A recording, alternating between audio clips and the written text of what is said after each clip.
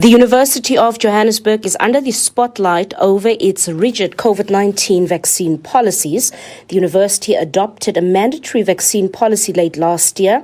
This means if you're not vaccinated, you essentially can't access any of its campuses or facilities.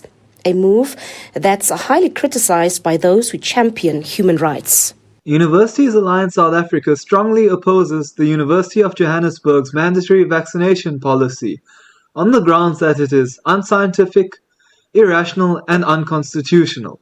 University Alliance says the policy violates several constitutional rights and discriminates against students and workers. Some students are even barred from writing examinations. This second-year industrial psychology student claims he was locked from writing tests recently as he's not vaccinated. I'm scared because feeling like it will be a disappointment to my family. Being forced to do something that you don't want, I don't think it's a right thing.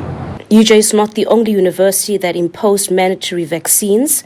The council of several of the country's 26 universities have approved mandatory vaccination policies. This despite an appeal by the Minister of Higher Education earlier this year that mandatory vaccines must be carefully considered after wide consultations. Mandatory vaccination policy at the University of Johannesburg affects hundreds, potentially even thousands of students. The University of Johannesburg, of course, is not the only university with a mandate in place. We are aware of at least 6 South African universities with similar policies. These policies vary in intensity, with some, such as Rhodes University, going so far as to exclude unvaccinated students from registration altogether. This means that staff and students who want access to campuses or any common facility must first provide proof of vaccination. A first-year student at UJ, Zimele Vilagazi, says he feels that he was forced to vaccinate against his will.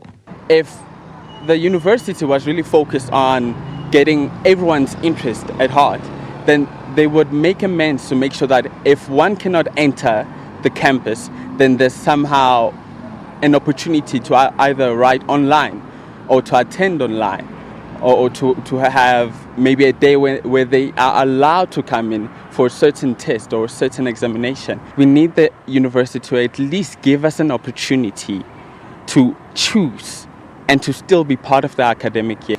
University Alliance is now planning legal action against all universities that have mandatory vaccine policies. Having exhausted all internal remedies, Universities Alliance South Africa has been forced to resort to litigation as the only means of achieving relief for students, staff, and other affected parties at universities around South Africa. Our legal approach is twofold. The first measure we'll be taking is seeking direct access to South Africa's apex court, the Constitutional Court, in a bid to seek interim relief against mandatory vaccination policies at universities around the country. UJ Student Representative Council has also lambasted the policy, calling for it to be scrapped as some students may be deregistered if it continues. UJ has extended its deadline to mid-April for students to be fully vaccinated. The university is yet to comment on these developments. Patricia Fasache, SABC News in Johannesburg.